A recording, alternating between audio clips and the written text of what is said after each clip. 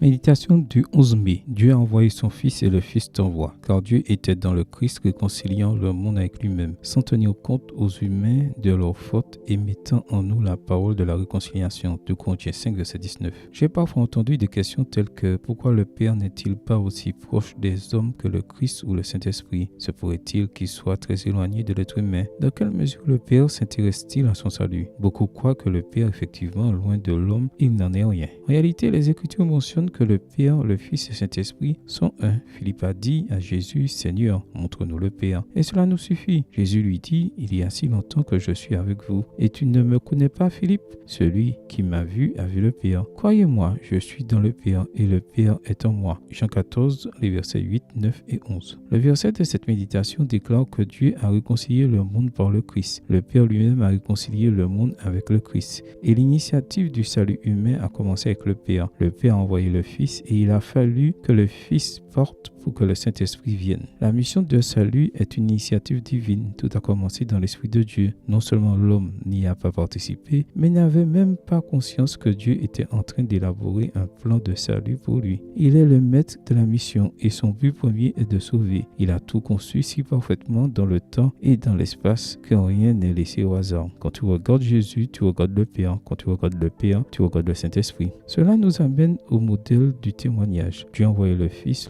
t'envoie. Sa parole déclare, comme le Père m'a envoyé, moi aussi je vous envoie. Jean 20, verset 21. Quand on obéit à Dieu en participant au témoignage, on prend part à la réconciliation initiée par le Père. On devient un ambassadeur du Père et on participe à l'effort divin pour le salut de l'être humain. Mais la mission appartient à Dieu, qui en est le créateur et le concepteur. En devenant un maillon de sa grâce, tu peux connaître la joie du ciel en voyant un pécheur repenti. Ainsi, quand le Fils était sur la croix, le Père était avec lui. Quand le Fils était dans le tombeau, le Père était avec lui. Quand le Fils est ressuscité, le Père était avec lui, car ils ne font qu'un. Le Père t'aime tellement qu'il a accepté de donner son Fils pour te sauver. Que pourrais-tu demander d'encore plus grand? Il est indiscutable que tu ne peux pas déchiffrer le mystère de l'incarnation de Dieu. Il ne te reste qu'à l'accueillir avec une grande gratitude, car le Père t'a réconcilié et te confie maintenant sa mission de réconciliation. N'oublie pas que tout est par sa grâce. Amen. Bonne journée à vous et que le Seigneur vous bénisse.